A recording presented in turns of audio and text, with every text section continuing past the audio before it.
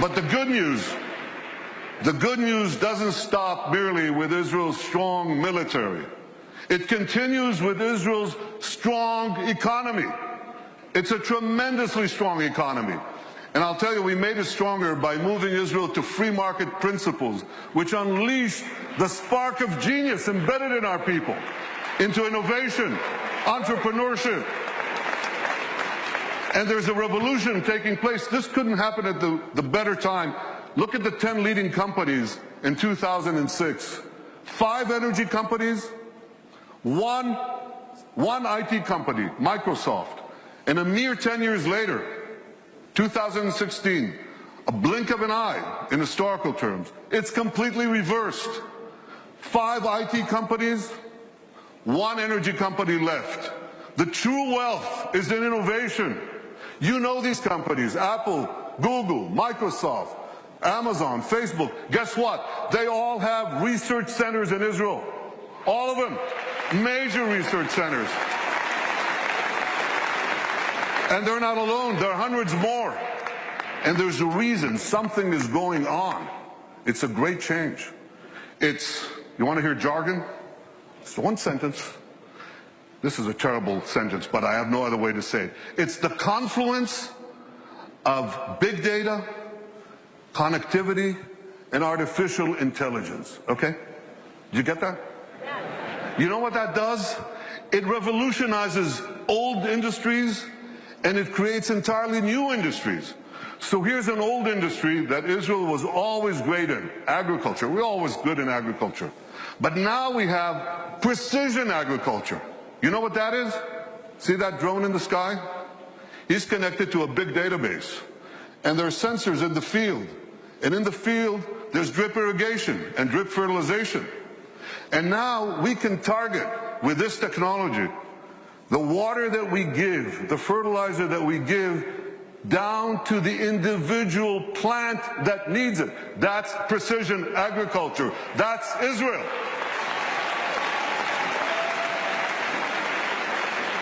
Unbelievable. You know, we were always good in water. I want you to see how good we are. So we recycle almost 90% of our wastewater.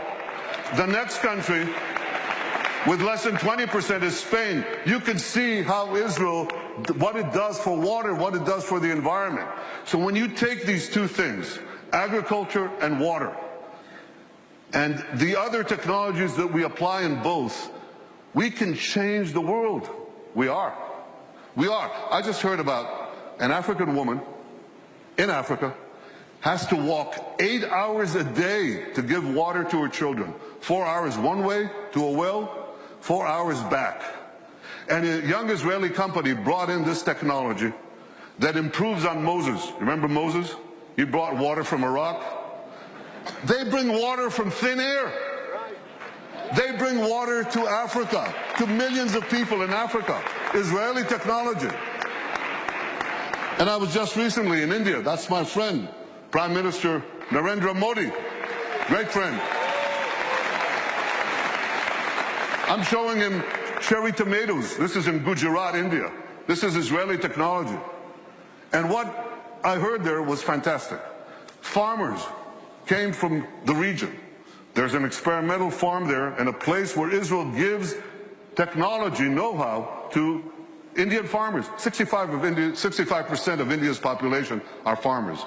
And one farmer after the other gets up and says, because of Israeli technology, I've increased my crop yields and my income 3 times, 4 times, 5 times. Israel is changing the world in India, in Asia, in Africa, in Latin America, everywhere. These are the old industries. Now they're new industries. Israel is literally, how can I say this? Israel is literally driving the world. I'm talking about autonomous vehicles. Israel is the world leader in autonomous vehicles. 500 tech companies that sprang out almost instantaneously. And one of them, Mobileye, up there on the left, was just sold to Intel for the paltry sum of $15 billion. But the interesting thing is, that Intel said to them, here are the keys to our 30 worldwide autonomous vehicle businesses. You run it. Israeli technology is driving the world. And one last industry, there are many more, but one more that you're all familiar with. You have bank accounts? You should. Okay.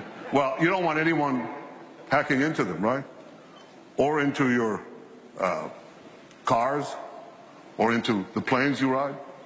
You need cyber security. Everybody needs cyber. Israel has become a world leader in cyber security.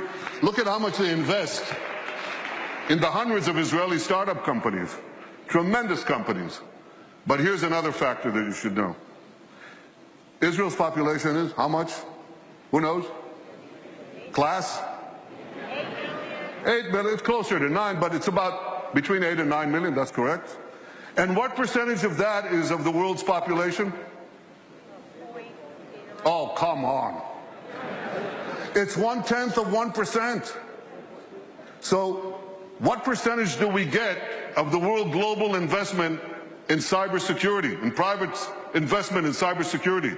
We're 1/10 of 1% of the world's population, and we get a whopping 20% of global private investment in cyber. We're punching 200 times above our weight. Not 2 times, not 10 times, not 100 times, 200 times above our weight. That's one heck of a punch. Very strong.